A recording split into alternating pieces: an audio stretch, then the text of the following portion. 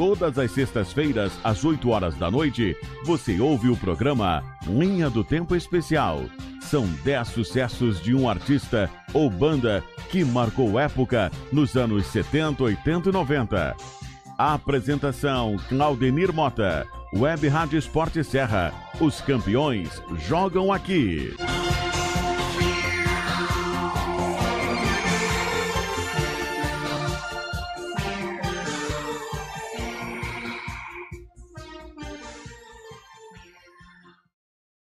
Erva Mate Jacutinga, a verdadeira erva dos gaúchos. Tradicional, moída grossa e a nativa. Unopar Caxias do Sul, Vestibular 2018. Você digital até na hora de estudar. Pós-graduação à distância, flexibilidade para você ir mais longe. Hashtag próxima de você. Matricule-se já. Visite www.unoparead.com.br. Web Rádio Esporte Serra. Os campeões jogam aqui. Café, música e futebol, polêmica, treta esportiva e bom humor. É mais leve, é mais atraente, é para você. No ar, Esporte Serra Debate.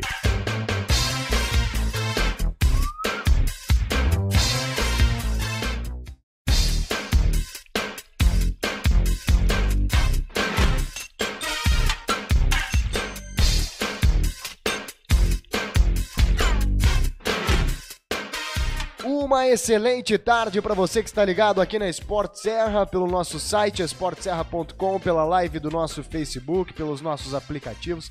Estamos começando mais uma edição do Esporte Serra Debate. Hoje é terça-feira, dia 30 de outubro, véspera do Dia das Bruxas. Hoje com 18 graus de temperatura, 83% a umidade relativa do ar. Não, minto, perdão. 26 graus de temperatura, atualizou meu celular, 26 graus de temperatura com 56% de umidade relativa do ar, um dia de verão, né? Previsão de chuva para amanhã, quinta, muita chuva quinta, no dia do jogo, e aí sexta melhora de novo, diz o glorioso aplicativo aqui, vamos ver se ele vai estar certo, né? 26 graus, portanto, temperatura. Em nome de Toigo Contadores, Erva Mate Jacutinga, Vesper Cargas Expressas, Papo Store, Unopar Caxias do Sul, Mudar Imóveis e a Gerp Marcas e Patentes. Estamos começando mais uma edição do nosso Esporte Serra Debate. Hoje com José Ademiro Teodoro, esta lenda viva do jornalismo esportivo e geral, né, Zé? Do mundo mundial. Boa tarde, tudo bem, Zé? Boa tarde. O homem mais roubado do futebol dos últimos tempos. É, exatamente. Meter a mão no teu time. Uma parte, o Internacional não vai ser campeão, não porque roubaram. Não só por isso. Porque os pontos que roubaram até agora, o Internacional, eles vão o quê? Vamos colocar 2 contra o Vasco, mais 2 contra o Santos, 4, mais 2 contra o Palmeiras, 1 contra o Palmeiras, porque o Internacional podia ter empatado lá com o Palmeiras, 5, 6 pontos.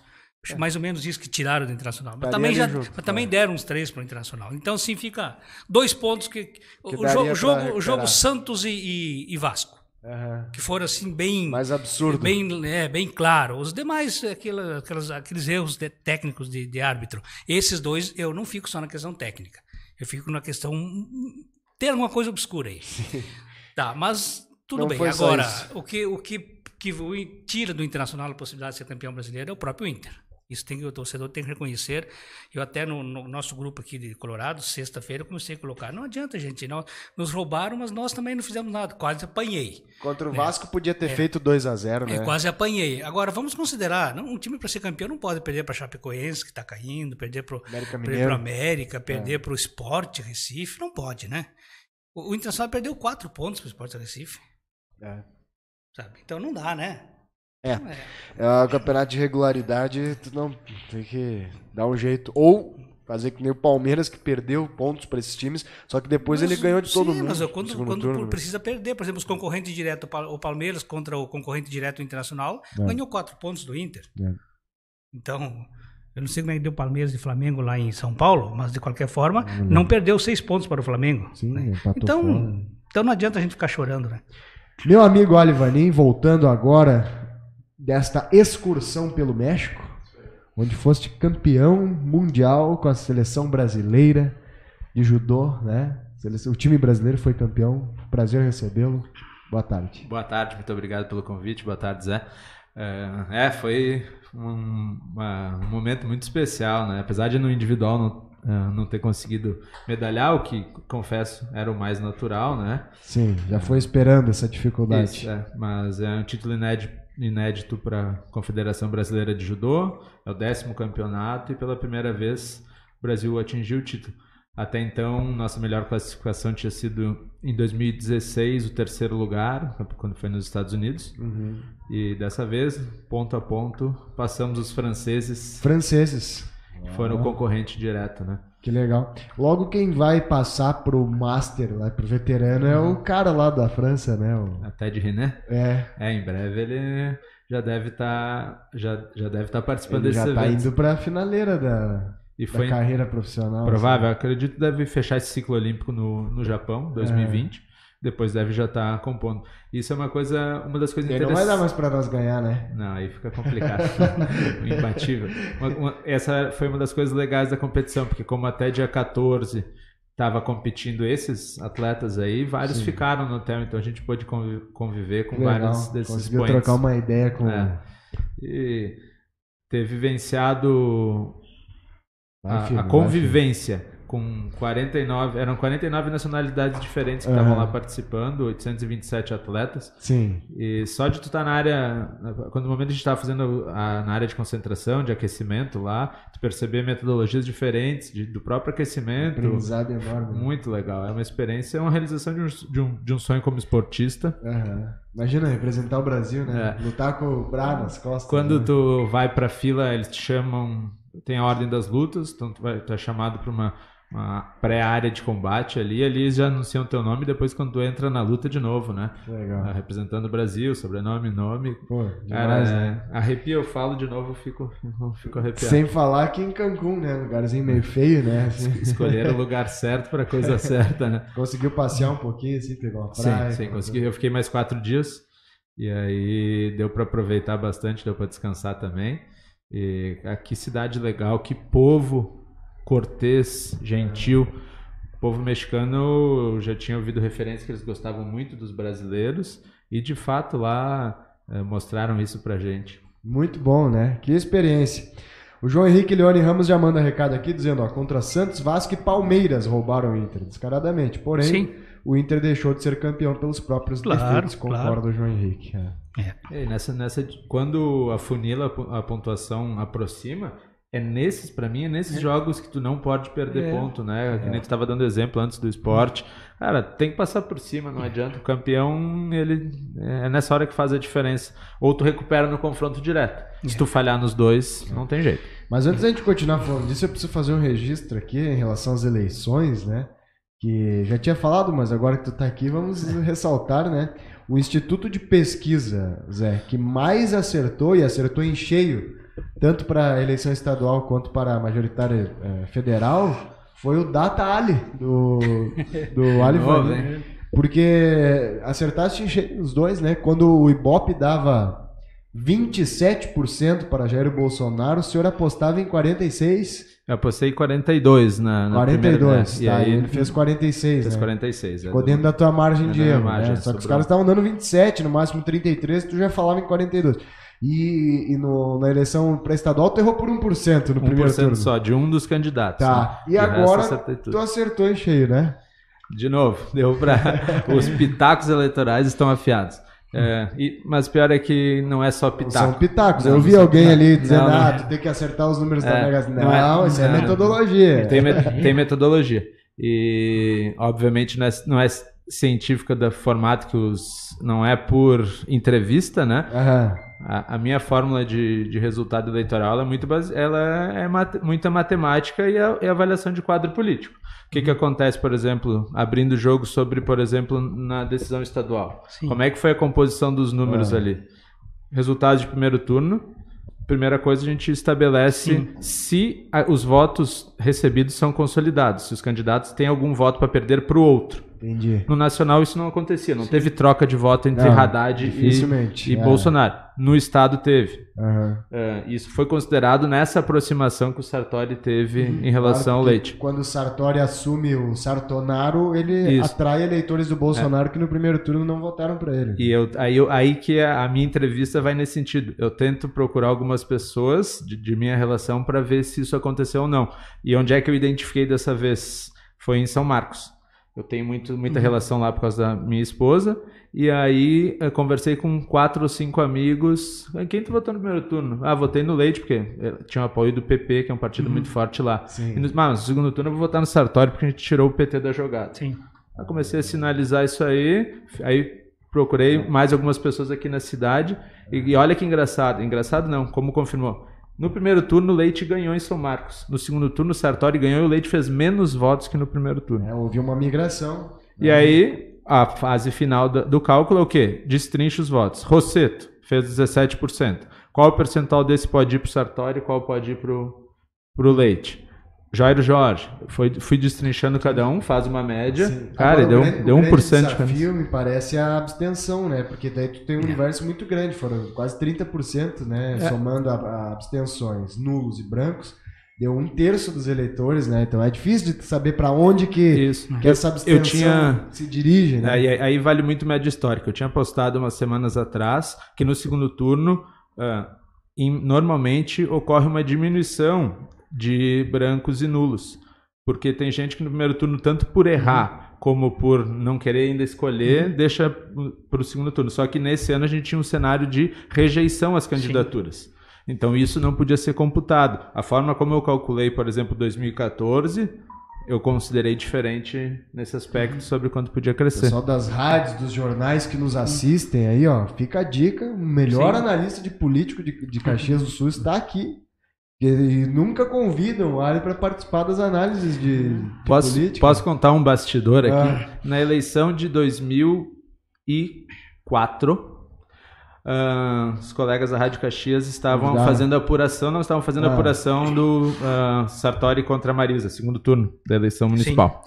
E falavam repetidamente que estava encostando, porque o percentual estava diminuindo, só que o número de votos, diferença de votos, estava aumentando. E eles levantando a pauta, não, tá encostando. Não, eu liguei pra rádio, cara, eu acabei com uma pauta do... eu liguei pra rádio, atendeu o produtor lá, eu falei, gente, eles estão falando o tempo inteiro que tá encostando e tá distanciando. Tá por cima do percentual, porque aumenta o número de eleitores, é óbvio, né? Em geral aumenta, Tu ali naquela confusão, radialista, imagina recebendo informação de tudo que é lado, não tem tempo de fazer conta, né? Não, mas isso é só uma constatação óbvia, mas o teu mérito maior é a constatação prévia. Eu acho que isso que é o mais legal do teu trabalho. E que não é trabalho, é uma brincadeira. É um lazer, o envolvimento, sempre gostei de política. E que dá muito certo. Por exemplo, tu quer ver uma análise que não se confirmou, que os caras fizeram na Globo News e que tu acertou e eles não? Eles diziam, não sei se isso era uma torcida, talvez, por isso não tenha se confirmado, que o número de abstenções, e principalmente de votos nulos, não abstenções não, votos nulos no Nordeste, cairia imensamente no segundo turno e que esses votos iriam para o Fernando Haddad. Ou seja, pessoas que erraram na hora de votar no primeiro turno, porque eram 6 candidatos que tu tinha que escolher. E eles diziam que o maior número de votos nulos tinha sido em cidades pequenas do Nordeste, onde as pessoas, talvez pelo nível de escolaridade, teriam errado lá na hora de votar e que agora não errariam só votando a favor do Haddad. Isso não aconteceu. Continuou praticamente, seguiu na mesma linha no Nordeste o número de votos nulos e seguiu numa linha até ao contrário o número de votos para o Haddad. O Bolsonaro cresceu, embora tenha perdido em todos os estados, cresceu um pouquinho, a diferença foi menor do que no primeiro turno. Então, até os analistas de São Paulo e do Rio perdem para ti. Sabe que no Rio Grande do Sul teve um fato bem marcante no primeiro turno. Eu li em algum lugar também, 115, foi no próprio TRE, 115 mil pessoas digitaram números de candidato a presidente para governador, que não existiam, no caso, ou 17 ou 51, que é os dois que não concorriam, né? Vamos considerar. Claro. É muito representativo, muito representativo. Essa estava errado, não olhava ali o que era para votar. Essa distância já decidiu muitas eleições. As eleições entre Olívio e Brito sempre tiveram menor distância do que esse resultado. Esses são os problemas da urna eletrônica, né? Antigamente o cara escrevia no papelzinho. Sim. A não ser que nem fizesse com a minha avó. Coitada da minha avó. Minha avó, ela é analfabeta, né? Então às vezes ela colocava a cédula virada de cabeça pra baixo e daí ela sabia que, por exemplo, eu vou votar no terceiro. Errava, né? Eu tava no quarto, no quinto, né? O Zé deve ter acompanhado isso bem de perto, mas os escrutínios de cédula, eu, por ter o tio na época candidato e tudo mais, eu acompanhava o pai junto lá e era uma guerra. Era uma guerra entre os fiscais. Anula ou não anula esse voto, ele quis fazer certo, ele errou ou não, X. Cara, eu nunca me esqueço disso aí. Até pro juiz. Pra decidir o voto. Um risquinho fora ali, não, isso foi pra nós. Não era muito. E no vereador tu tinha que escrever, né, deputado também. E aí... Verdade. E às vezes... Entender a letra. E às vezes, por exemplo, vamos pegar aqui um exemplo, 2 candidatos com o sobrenome Oliveira. O cara votou Oliveira. E aí? Aí, claro que aí vem aquele critério do TRE, por exemplo, como é que era o trabalho dele? Era como José Oliveira ou era Oliveira o trabalho dele? E o outro era Francisco Oliveira, vota em Francisco Oliveira, o outro vota no Oliveira. E aí? Vai prevalecer o Oliveira. Imagina se o Zé concorresse, quantos Zé ia ter? Não podia usar o Zé. Que era opcional, podia botar ou o número ou o nome. Cara, que eu sempre gostei muito de rádio, né? A gente virava as madrugadas para ouvir a apuração, né? E ia terminar lá por quarta-feira, às vezes. Quarta, quinta-feira, ficava... Tu montava... Nós não teríamos hoje ainda a decisão, provavelmente, porque lá no Acre, no Nordeste, o pessoal estaria contando voto até agora. Essa eleição que eu comento, que é minha lembrança de infância, é a eleição de 92, aliás, uma eleição histórica para Caxias, porque concorreu o Mário, concorreu o Pepe, concorreu o Sartori, concorreu o Ovidio Deitz, o Eloy Frisso. Só os grandes da política. Exatamente, e foi muito apertada a eleição. Se imaginava que o Sartori seria o segundo colocado, o PT cresceu muito com o Pepe nas últimas semanas, ele passou o Sartori, colou no Mário, e era só o primeiro turno, então tudo decidia ali.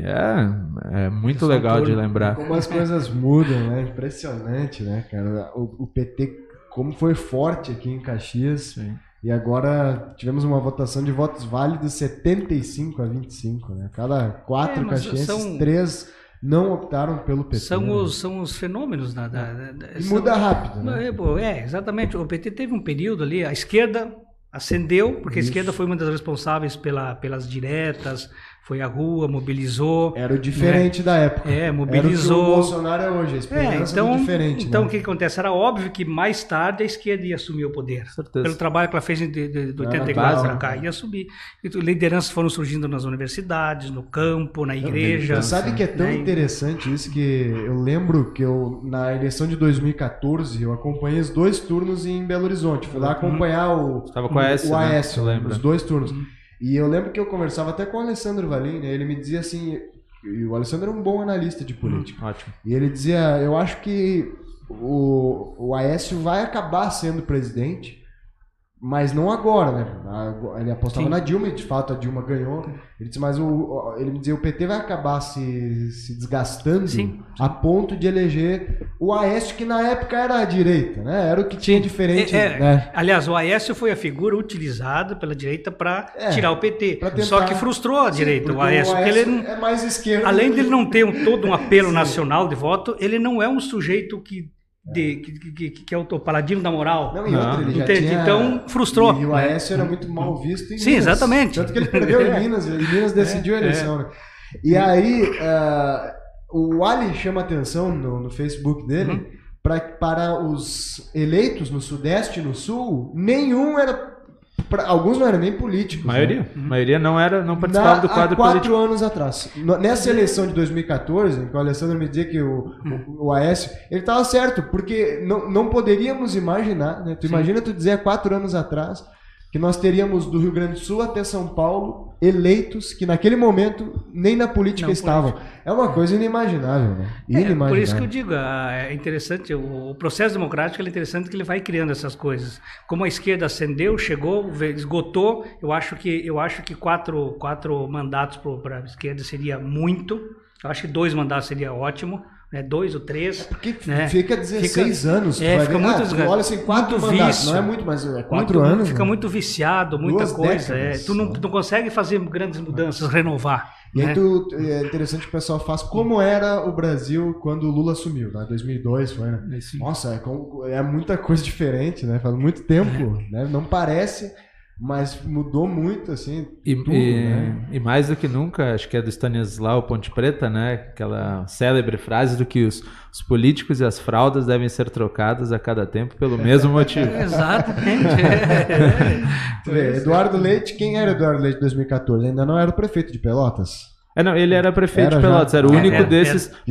Por isso que eu até coloquei que ele só tinha uma expressão regional. Achei que ele tinha sido eleito depois. 2012. Santa Catarina, esse comandante aí, ninguém nunca participou de política. O Dória, o que era em 2014? Era um empresário. Publicitário, né? Publicitário, ele tinha um programa na Band e tinha as mídias que ele tem. Minas Gerais, o eleito agora é o empresário. O Zema surgiu agora, né? O Rio de Janeiro era juiz. Era promotor. O Rio de Janeiro era promotor, isso, né? Juiz federal. E o Bolsonaro era deputado federal. Mas já há muitos anos. Mas esse O próprio Haddad, né? O Haddad era prefeito já de São Paulo? Foi acho prefeito, que era, foi. Era prefeito. Prefeito de São Paulo, 2012, 2016. Mas ninguém poderia imaginar que daqui a 4 anos, pro lugar da Dilma, não seria o Lula e sim o Haddad, né? Sim. Todo mundo apostava. Aliás, não se apostava no Lula, porque o Lula tinha dito que não queria mais, né, na época. Sim. E o Lula acabou voltando depois a partir do episódio impeachment ou /golpe, como vocês queiram ver, né, da Dilma. A história vai dizer com a distância necessária. Mas a política ela é interessante por isso, como falou tu pega, os por desenhos. Exemplo, né? Eu lembro muito bem, daí acompanhando a eleição lá em 2014, do Temer comemorando com a Dilma. Sim. Né?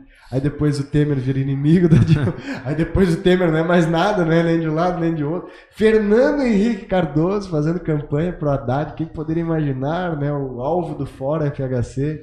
Passou o tempo todo dizendo que... Eu acho que a grande questão que fica é como será o PMDB, sabe? Porque eu acho que assim...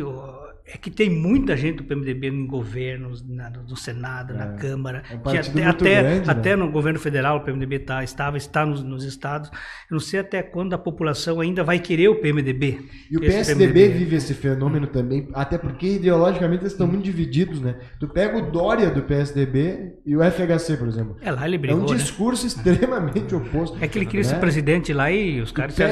Calma, guri. O PMDB carioca, o PMDB paulista e compara com o gaúcho, é extremo, é outro partido, não tem nada a ver um com o outro. Então são partidos que estão se dividindo. Tanto é que o PMDB gaúcho não foi muito com a questão do PT, governo do PT, né? Desde o início. Ele não foi tanto base, uma base crítica e uma base... O PMDB gaúcho acho que era a favor do impeachment. Não, foi. Padilha comandou ali, né? O PMDB carioca e paulista não. Para mim ficam duas coisas... As duas dúvidas que eu tenho a partir de agora do que vai acontecer maiores no quadro político maior. Como esses grandes partidos que saíram muito derrotados, os partidos e os políticos tradicionais serão muito derrotados. PSDB, próprio PDT, PDT, todos eles reduziram muito. Como eles vão lidar, de que maneira eles vão fazer a refundação dos partidos, né? E... quem deixou de ser pedra para ser vidraça, como é que vai ser agora? Porque é mais fácil ser oposição, né? O PT, é impressionante a força do PT, né? Porque mesmo com... O PT já tinha perdido as prefeituras. É que 13 anos de governo, tu se consolida com bases e tudo. Depois, dinheiro, né? Antes até disso também, o PT já vinha, né? Ele já perdeu as prefeituras. Tem 30 anos, o PT tem 30 anos de luta, né? Ficou só com 4 estados, os 4 no Nordeste, né? Mas é o que mais ganhou ainda. Mas fez 44 milhões de votos, foi pro segundo turno. E as votações do PT nesses estados ali são uma loucura. A Bahia, por exemplo, 79%. E tem a maior bancada de novo, né? Na Câmara do PT. Um detalhe do Nordeste que até vai ser o alvo da minha próxima postagem sobre política, tem um detalhe que pouca gente comenta. Governo sempre ganha no Nordeste. Fernando Henrique ganhou as 2 vezes, ganhou em todos os estados do Nordeste. O PT, depois que passou a ser governo, sempre ganhou em todos os estados do Nordeste. Eu acho que tem uma explicação, né? É o temor que as pessoas têm da perda dos programas sociais. Porque, queira ou não, o Fernando Henrique foi quem criou os primeiros programas sociais e o PT aperfeiçoou eles. E esse é o termo mesmo, aperfeiçoou porque ficou melhor. Né? E aí que eu quero dizer, um bom governo do Bolsonaro pode reverter esse quadro do Nordeste. Exatamente. E a partir dali, aí sim, tem uma promessa do Bolsonaro que é capaz de torná-lo... É que ele não quer se reeleger, né? Mas tornaria ele reelegível, que é a criação do 13º salário para o Bolsa Família. Mas eu acho que tem coisas que não vão passar no Congresso. O fim da reeleição acho que não passa. Mas eu não sei se o Bolsonaro vai querer de novo. Diz ele que não, né? Só se ele não queira, mas vai botar alguém. Mas o campo ideológico dele segue, né? Talvez ele queria até o próprio filho, não sei. Mas diz ele que não vai. Mas essa história do 13º do Bolsa Família e a própria manutenção dos programas sociais já vai ser um indicador para ele, que o pessoal vai ver, não tirou o benefício, né? E lá no Nordeste eu acho que o povo do Nordeste hoje ele quer mais. Sabe? Agora, porque quantos anos de Bolsa Família? 13, 15, 16 anos. 16 anos de Bolsa Família, né? 98, o que mudou a vida do nordestino? Ele vai ter que continuar mais de 16 anos ganhando Bolsa Família ou agora ele tem uma dignidade? Eu acho que a ideia é que começa a trabalhar isso aí, sabe? Passo 2, né? E o Nordeste é uma loucura, né? Pessoal, bom, a gente conhece, né? É impressionante. Saiu das praias...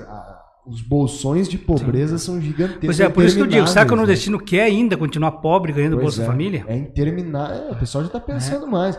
E outro fenômeno, só para fechar, porque a gente tem que aproveitar a presença do Alho aqui, cara. E o Zé também, que é um cara experiente em política. É impressionante o fenômeno da comunicação, né? Como as redes sociais, a internet mudaram o jeito de tudo, da política, de viver, né? Elege-se um presidente com 8 segundos de tempo de TV, que se fosse há 8 anos atrás, ele seria o último colocado com 8 segundos de tempo de TV. Né? Essa é a grande revolução dessa eleição. E digo aos amigos que gostam de política, quem tem boas intenções e quer se envolver no campo político, porque pode fazer diferença e seria função do cidadão, é a hora. Por quê? Não é mais aquela loucura, precisa de muito dinheiro para fazer uma campanha, eu preciso estar num grande partido, não precisa mais. O Bolsonaro, saiu ontem a notícia que ele arrecadou 3 milhões para fazer toda a campanha, gastou 1,5 milhão e o outro 1,5 milhão ele está doando lá para Santa Casa que atendeu ele lá em Juiz de Fora. Então, poxa, 1,5 milhão é pouco, né? Isso para a campanha, né? Para toda a campanha. Mas é que tem a campanha dentro do celular, que é essa aí. Tu não dimensiona o quanto e aí não vamos citar nomes, óbvio, que quem optou na proporcional mesmo, nos candidatos a deputado e tudo mais, por campanhas tradicionais de bandeira na rua, santinho, se deu muito mal. Inclusive aqui. Foi a aposta do PSDB, né? O PSDB, quando ele se junta com o tal do Centrão ali, ele apostava no tempo de TV, porque ele ficou com um tempo gigantesco, o Alckmin, e ele sai com 4% na eleição. Agora eu não sei o que a Justiça Eleitoral vai fazer, porque precisa fazer alguma coisa, né? Regulamentar a questão porque do o que acontece? Porque ao mesmo tempo que facilitou a vida das pessoas numa campanha, isso aqui está aberto. É um buraco aberto. Porque ninguém sabe identificar ainda. É um buraco aberto que está ali pronto para te jogar ele para o fundo. O que é o impulsionamento, né? É uma coisa muito recente ainda, né? As redes sociais a gente está começando a entender. Mas essa política de impulsionamento, de pagar para aparecer mais, ainda é uma coisa muito difícil de entender. E que mexe o tempo inteiro. Eu no meu negócio utilizo e não existe, ela não é uma fórmula nem pronta. Vira e mexe, eles mexem nos algoritmos lá. Faz o que quer. E o mesmo dinheiro empenhado não chega para ninguém a tua folheteria se o Facebook quiser que a gente tenha tal audiência, a gente tem. Se ele quiser que a gente tenha menos, ele tem. Porque eles têm o controle absoluto da plataforma. Então, né? É diferente da televisão que depende da pessoa ir lá e ligar, né? É um jogo que a gente vai aprender a jogar com o tempo. Com o tempo. Mas o grande risco das redes sociais é exatamente aquelas campanhas sujas, né? No sentido assim de calúnia. News, é isso que o TRE vai ter que pensar como fazer isso. Lembra dos panfletos apócrifos? Agora eles são de outras formas, né? Esse fenômeno das redes sociais é impressionante, né? Eu tenho certeza. Sabe quem poderia, tantos outros Bolsonaros poderiam ter surgido, né? Acho que até mais preparados, talvez que fizessem mais votos do que o próprio Bolsonaro. O Plínio de Arruda Sampaio poderia ter sido um Bolsonaro. O Enéas. Tu imagina o Enéas com as redes sociais. Ele teria sido eleito. Né? É por isso que eu digo, é um caminho, daqui 2 anos a gente tem eleição de novo, já vai ser uma amostragem diferente. e daqui 4 mais ainda, porque agora o pessoal, a partir dessa eleição, tenho certeza que quem trabalha com isso vai começar a estudar todo dia para ver qual é a fórmula. O que se faz. Assim como pode surgir coisas assim absurdas. Pode. Porque é só o cara ser esperto e saber trabalhar isso aqui, a índole dele, ninguém vai questionar. Né? E aí daí tu acaba colocando dentro do Congresso, dentro do meio político, pessoas que não poderiam nem estar soltas na rua. Mas é o que a televisão fez por muito tempo. Não muda muito, porque a televisão também é uma farsa, né? Tu cria personagens na televisão, facilmente, né? Sim, tanto por muito tempo foi ela que criou, né? Não, e os publicitários, né? Duda Mendonça, João Santana...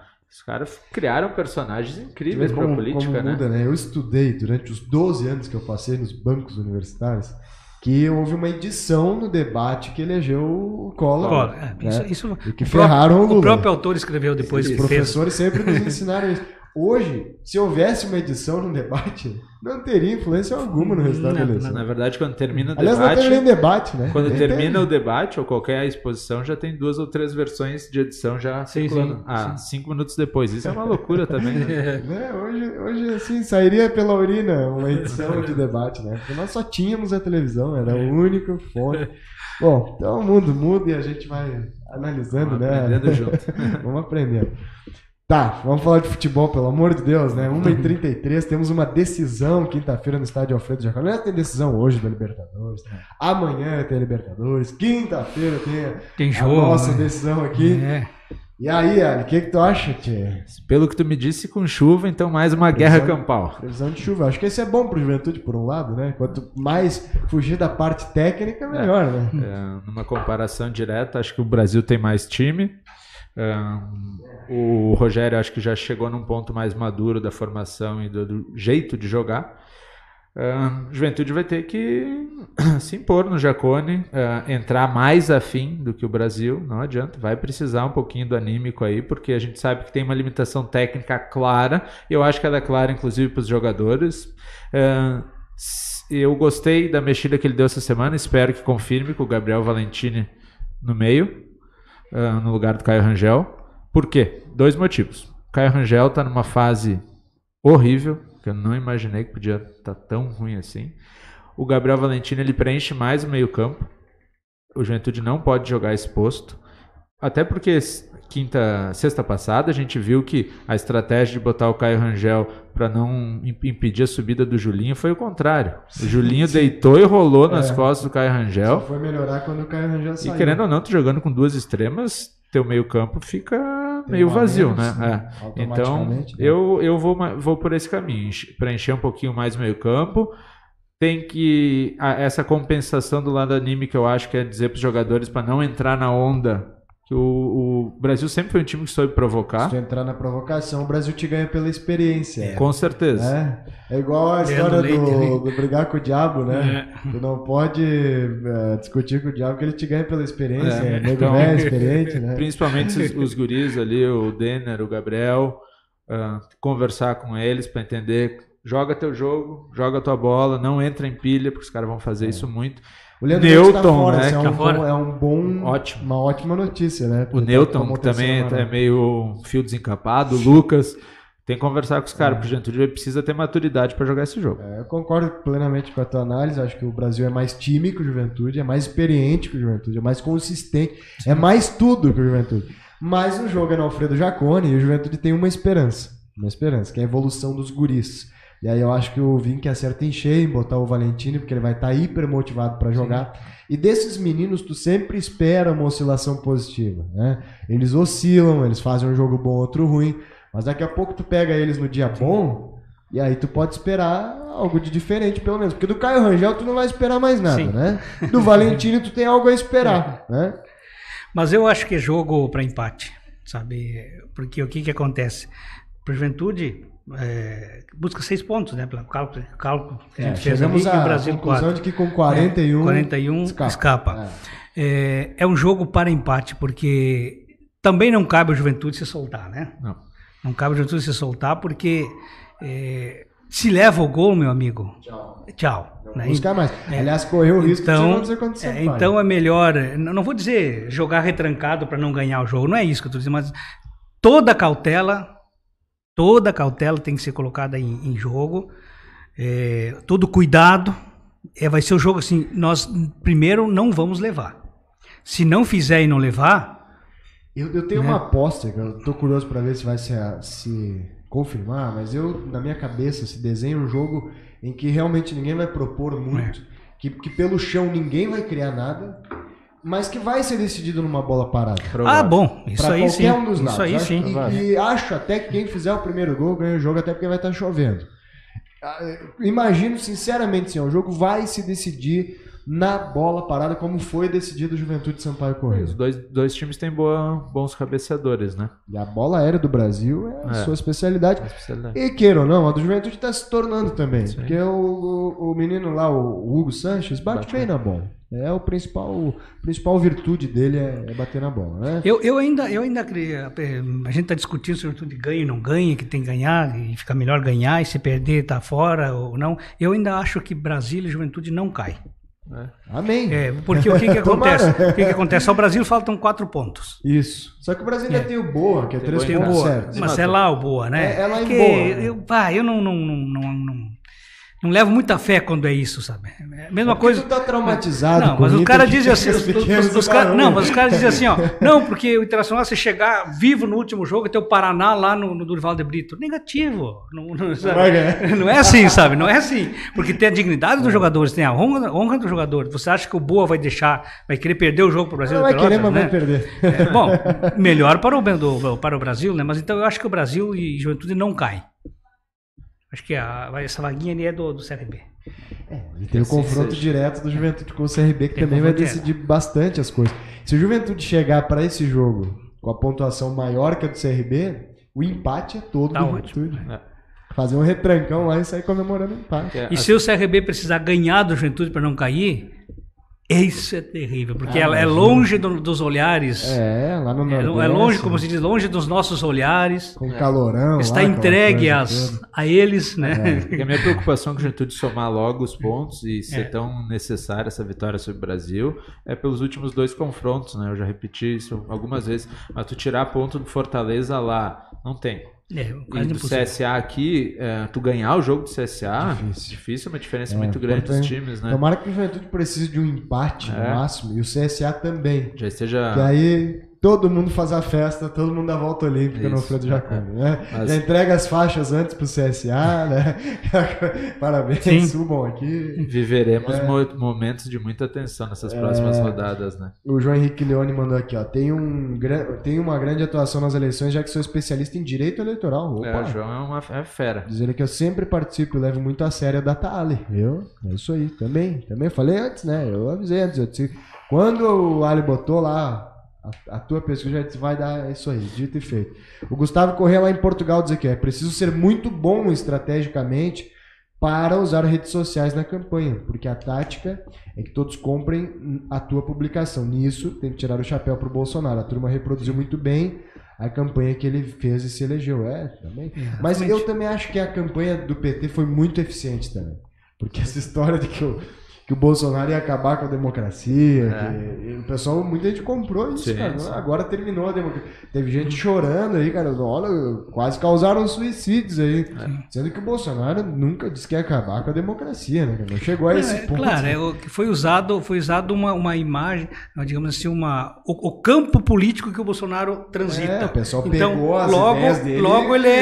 Logo é direita, é fascista, é isso e aquilo. Resumindo, é isso. O pessoal inflou, né? O pessoal inflou isso e causou um terror. E às vezes não ele tem demonstrado, o Bolsonaro, claro. No discurso dele falou 3 vezes, respeitar a democracia, pelo amor de Deus. O que eu espero como cidadão é que... É o mínimo que se espera. Esses assuntos batidos durante a eleição, Lula, Venezuela, ditadura, fascismo, chega. A gente precisa tocar o país para frente e aí não vai ser com essa conversa mole aí. A declaração, embora atrasada do Haddad, dando parabéns e o Bolsonaro respondendo, acho que coloca ponto final nessa história de que um vai matar o outro, né? Acho que ninguém vai morrer, outro.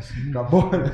E isso sim é uma parte ruim da rede social, né? na frente, nenhum teria coragem de falar aquilo pro outro. Exatamente. Mandar por mensagem. Eles mesmos usaram a discussão entre eles. O segundo turno inteiro foi via Twitter. Sim. Isso não existe, me desculpe. Né? Mas tudo bem, eu acho que agora deu, né? Pelo amor de Deus. Acho bola que pra frente. As coisas vão se acalmar.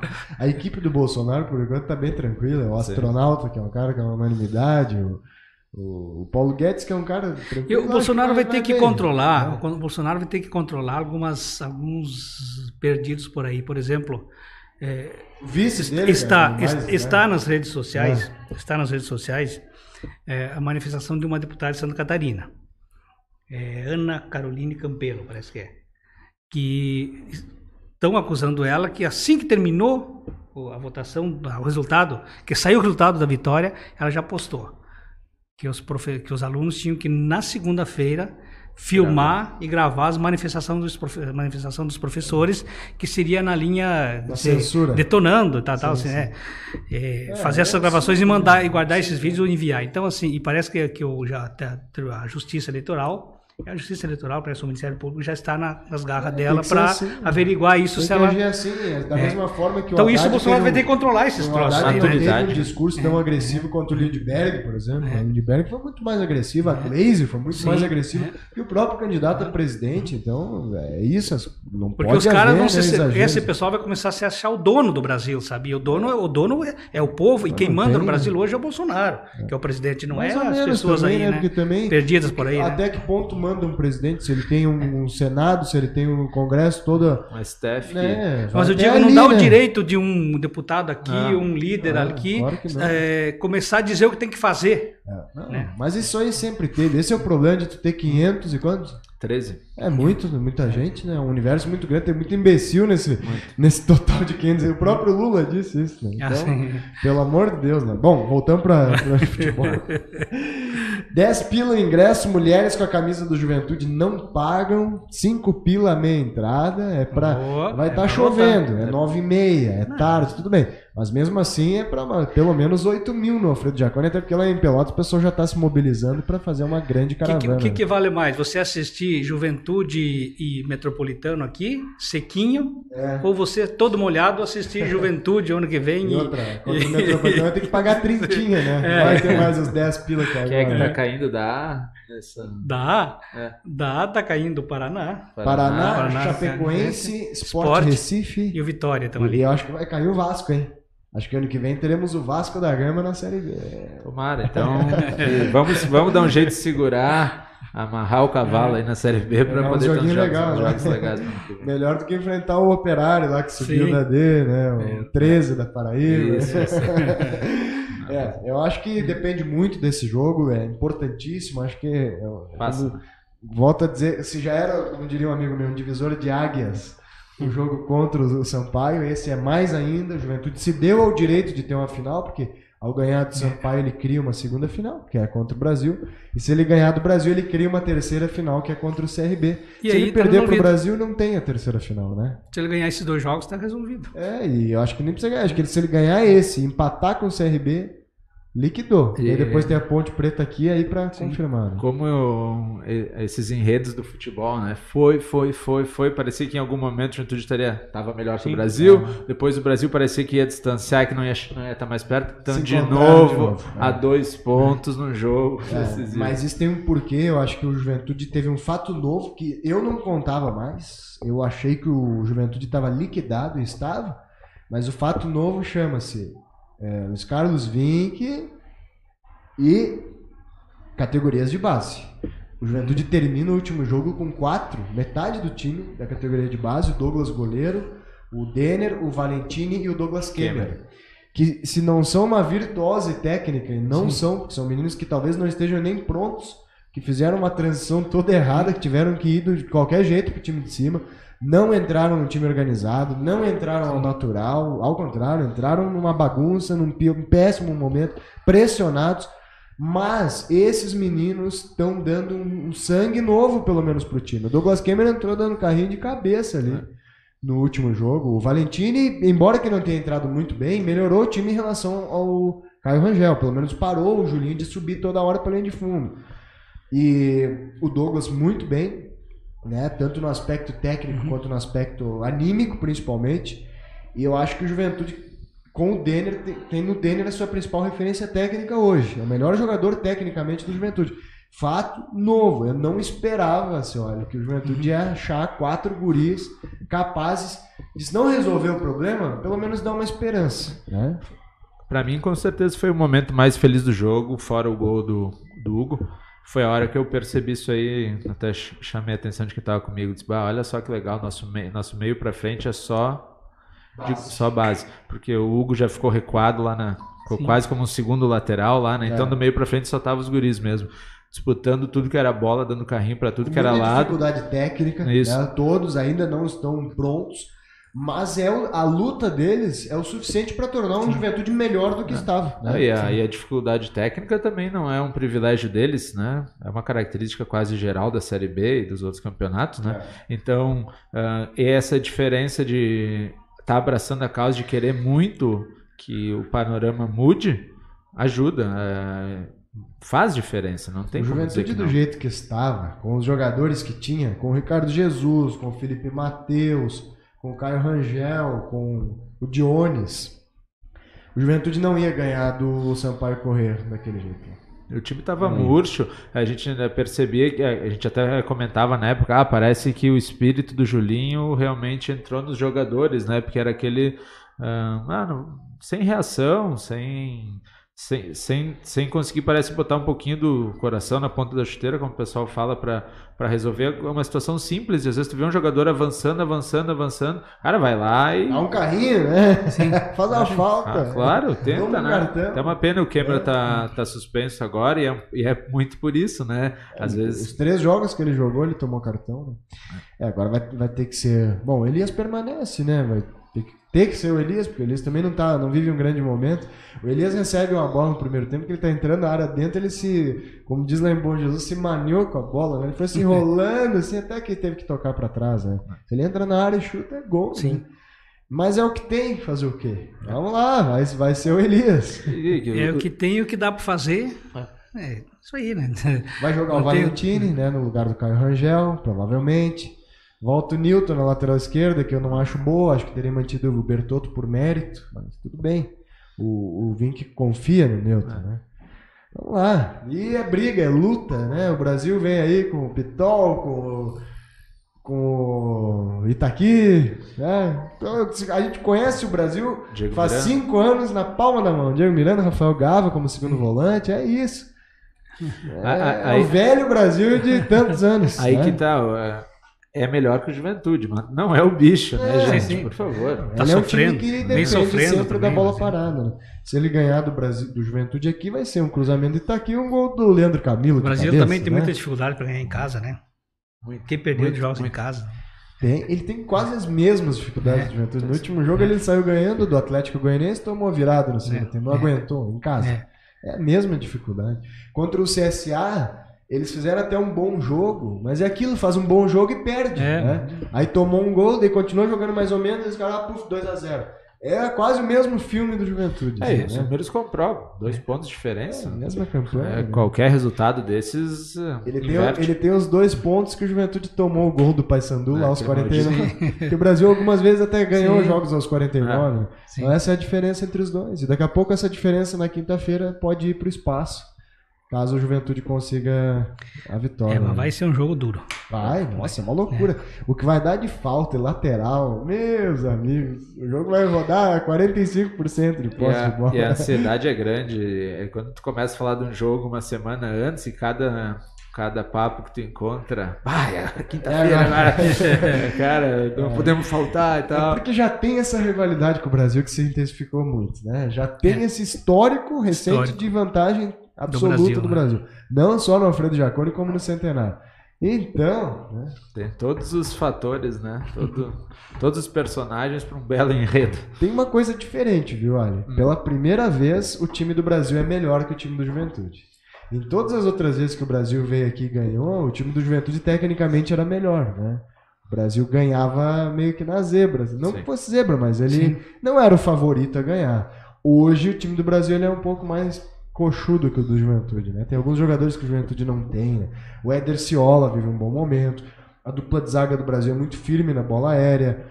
O Bruno Colasso tá vivendo um bom momento, sabe? É um cara experiente, tá? O Itaqui é um jogador que o Juventude não tem, até pela bola parada, né? Diego Miranda, a gente sabe que é bom jogador, quando quer jogar, né? O Gava, bom jogador, talvez melhor do que os que o Juventude tem. O Brasil tem algumas coisinhas que o Juventude não tem, mas também aquilo não é tão melhor.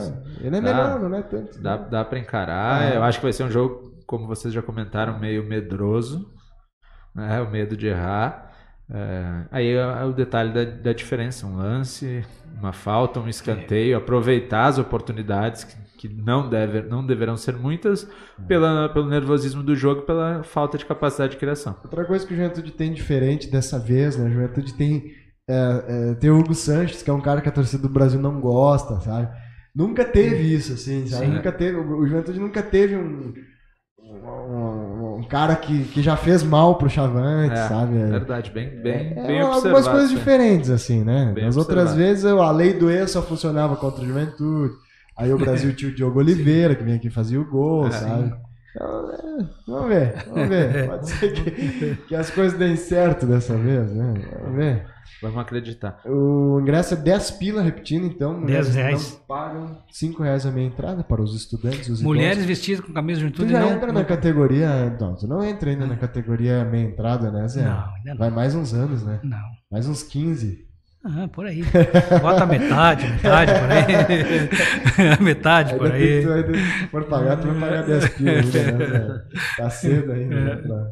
Embora tu começou a trabalhar jovem, né? Mas não... Eu vou pagar 10 pila. Vou pagar 10 pila, não vou entrar com entrada franca, não. Não vai dar uma carteiraça? Não vou entrar. Poderia, né? R$10 preço justo, né? Bom. Justo, sobretudo justo. Acho que qualquer jogo da Série B teria que ser 10. O valor real 20 é quanto? No máximo. É quanto? O valor real. O mínimo que a CBF cobra é 20, né? 20. Tanto que o Juventude tá tendo que pagar. É isso que eu ia perguntar. Aliás, tem que pagar isso? O Juventude tem divulgado um pouquinho a menos sempre o público. Essa diferença tem que cobrir. 6 mil, eles botam 4.400, aquela coisa. Mas assim, R$10 tá muito bem pago. Acho que tá pela qualidade do espetáculo. Teve jogo aí que os caras estavam cobrando R$40, pelo amor de Deus. Teve um ano que eles cobravam 80, né? Pra Série C, eu acho. Foi? 60, acho. 60. Você imagina, tu paga R$60 pra mim, futebol é aquela história, todo mundo tem que poder ir. Popular. Quando tu tira dessa situação, aí tu perde a razão. Sentido, você vai cobrar mais por uma final, justo, beleza. É um espetáculo final. Mas rodada, 38 ou 19. Quanto será que custa o jogo do Grêmio hoje com o River, hein? A entrada? Os 80 pila, acho. Né? Mínimo, né? E o cara tem que ser sócio. Eu acho que ingresso normal já não deve mais ter, né? Porque tem aquele... Passa para sócios primeiro. É isso. E já tem quem... Por falar nisso, vocês têm palpites aí para Libertadores pra gente fechar o programa? Palpite ou desejo? Os dois, diz os dois. Desejo é 8-0, né? Não, nem isso. Não desejo... Só os 4-0, então? Não, também não. Isso aí fica muito fácil. Eu desejo que seja assim até o último instante. Sabe, até o último instante o Grêmio celebrando a classificação. E aí, bimba. Gol do... Empatezinho lá do River, pênalti. E aí, sangue frio dos argentinos. Fazendo a diferença. Manda o pessoal para casa. Tá, esse é o desejo. E o palpite? Não, o meu palpite é que vai ser disputado nos pênaltis. Vai ser assim mesmo, 1-0. Disputado nos pênaltis. O que tu acha, Ali? Eu acho que dá empate. Empate. Porque o Grêmio tem o hábito de rodar muita bola, né? Segurar. Sim. E eu acho que o Grêmio vai tentar fazer isso o jogo inteiro. Claro, corre esse risco que você está comentando. Só que o Grêmio tem alguns jogadores que acabam fazendo a diferença e tem dado certo, sabe que, né? Se fosse uns anos atrás, eu apostaria ou no 1-0 pro River, ou até no empate. Mas esse time do River, pelo que eu vi no primeiro jogo, não vai aguentar. Eu acho que não aguenta, porque o Grêmio estava com as reservas lá no primeiro jogo e foi ao natural, assim, então eu acho que o Grêmio, sabe que o Grêmio vai ter velocidade na frente, vai jogar o Everton? Acho não sei, né?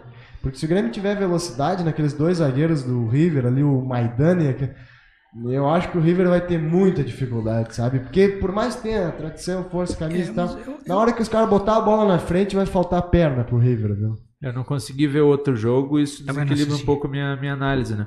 Mas pelo que eu li, E o Grêmio jogou sem o Luan e sem o... Cara, sem o Luan, sem o Everton. Sem Everton, sem Léo Moura, com o Michel há 1 ano sem jogar e com o Ramiro, primeiro jogo depois de muito tempo. Ou deu tudo errado pro River, ou não faz frente. Só se deu tudo errado pro River, porque eu achei o River muito fraco, mas muito. E amanhã, Boca e Palmeiras? Boca e Palmeiras. Aí, esse jogo acho assim, que tem como tecnicamente o Palmeiras é muito melhor, mas é 2-0 pro Boca. Né? Muito... A especialidade do Boca... A diferença é muito grande. Eu acho que o Palmeiras ganha o jogo de 1 gol, cara. Sinceramente, acho que vai fazer que nem o Cruzeiro fez. 2-1, 1-0. Faz um gol e não consegue fazer os dois. 2-0 é um resultado duro de ver. É que a circunstância do primeiro jogo é surreal, né? E depois você... Surreal. O 2-0 é terrível, porque você fez um jogo, 90 minutos, um jogão e amassou, o time fez 2-0. Ainda não passou, tia, tem pênalti. Não, e daqui a pouco tomou os 2 gols depois dos 30 lá, toma um gol, tem que fazer 4. 3-1 já não dá mais. E sim, isso aí foi um absurdo. Foi aos 38 primeiro. E aí daqui a pouco tomamos o segundo. Jogo absolutamente tranquilo. Mas esse jogo lá, Boca Júnior e Palmeiras, o Filipão pagou. Pagou. O jogo tava tão tranquilo que acho que ele pagou sentou naquela vantagem. Pagou caro ali, né? a sua porque o Filipão lá foi o velho Filipão. O time joga retrancado, esperando algum contra-ataque, alguma coisa, empata um jogo, ainda de 0-0 e vai seguindo em frente. E tava bom. Pagou caro, porque se ele vem e propôs o jogo lá contra o... Ganha o tinha jogo ganhado lá. o jogo. Ele tem jogador para isso. No primeiro tempo, nossa, o que tinha de espaço pro contra-ataque. E tu via que o Palmeiras não tava afim, porque ele atrasava a jogada, tocava para trás, não ia para dentro, como ele faz sempre, né? Fugiu da própria característica, né? Eu comentei na live do programa da semana passada, quando estavam comentando sobre o jogo do Palmeiras. Isso é muito característico. Os brasileiros jogam com medo contra o time da Argentina. Mas é isso, esse é o poder da tradição. É mais o psicológico, é mais o medo que tu causa do que propriamente a parte técnica. A gente viu no jogo do Grêmio. O Grêmio era que resolveu jogar, fez 1-0 ao natural lá. E o Palmeiras ao contrário, o Palmeiras não resolveu jogar. Ele continuou o tempo inteiro naquele medo ali, naquele respeito exagerado, até perder. O embalo que vinha o Palmeiras com a qualidade do grupo, do elenco, do time, tinha que ter ganhado lá. E agora o Palmeiras fez contra o Flamengo, o Palmeiras cansado, né? O Flamengo melhor tecnicamente que o Boca, aí o Palmeiras fez o que ele sempre faz, né? Quase que ganhou o jogo, foi tomar um empate. Eu não sei porque que deu no Palmeiras. Olha, tia, esse é o legítimo. Um abraço para o Paulo Turra que nos assiste, mas é o legítimo perna abaixo, né? Porque só isso explica um time da qualidade do Palmeiras não ter conseguido jogar nada contra o Boca, né? Vamos ver. Torcer para que reverta. Decisão hoje na Arena, decisão amanhã lá no Allianz Parque, decisão quinta no Alfredo Jaconi. Que semana boa. Depois finados para chorar por quem perdeu, né? É verdade. Zé, obrigado por ter vindo aí. Boa semana. Divulgado sempre aí teus projetos paralelos. O ABFM de manhã. E Cidade sábado de manhã. De manhã e de noite. De manhã e de noite. Eu ia dizer que tu é o cara que acorda cedo, mas tem sábado de noite também, né? Tem sábado de noite também. Tá bom. Ale, bem-vindo de volta ao Brasil. Depois desse período no México. Parabéns pela conquista lá. Parabéns pelos acertos eleitorais. Parabéns pela vitória contra o Sampaio Corrêa. Isso aí. Um bom momento político e esportivo. Isso aí. Que ele siga por mais um período, né? Estamos precisando, né? Muito obrigado pelo convite. É uma satisfação debater com vocês. Sempre da mesma forma. E o João Henrique fechou aqui dizendo que o Inter levou meses para tirar o peso do Argel, o medo de jogar, de chutar, né? Também a gente falou sobre isso. Beleza, gente. Muito obrigado a todos. Hoje à noite tem o Conexão a partir das 7h30. Teremos uma entrevista com o Marcelo Turra, técnico do Sub-15 da APAFUT, que com a vitória no final de semana encaminhou a classificação junto com o Juventude para o mata-mata. Importante trazer uma informação aqui, uma informação que não vai dar tempo de a gente debater, mas o Juventude vai mandar seu jogo da Copinha em Igrejinha, viu? Porque não tem mais questões burocráticas, aí, não tem mais liberação às Castanheiras. Aí tem que jogar quarta, então tem jogo quinta no Jacone, não dá pra jogar no Jacone. Flores da Cunha tá sem o PPCI. O Juventude vai mandar o jogo com a Aimoré. Em Igrejinha, né? Que loucura, né? Chegamos a esse ponto, né? E o Sub-11 do Juventude foi campeão lá na Espanha, de um torneio em Barcelona de forma invicta. Então, parabéns aí pra toda a turma da escolinha do Esporte Clube Juventude. Vem mais uma geração boa aí. esperamos que o Juventude saiba aproveitar, né, seus meninos. Acho que é uma coisa que o Juventude tem que começar a respeitar mais. Seu próprio DNA de formador. Né? Não precisa fazer time só de guri, mas não pode fazer como fez esse ano, de começar um planejamento sem nenhum atleta da base, que foi o que o Julinho fez. Só tinha o Douglas e era reserva o goleiro. Né? Então não dá. A gente precisa começar a valorizar mais a sua categoria de base. Um abraço a todos, uma ótima tarde de quarta-feira. Valeu! Você acompanhou o Esporte Serra Debate. Nossa missão é divulgar suas conquistas. Esporte Serra, os campeões jogam aqui.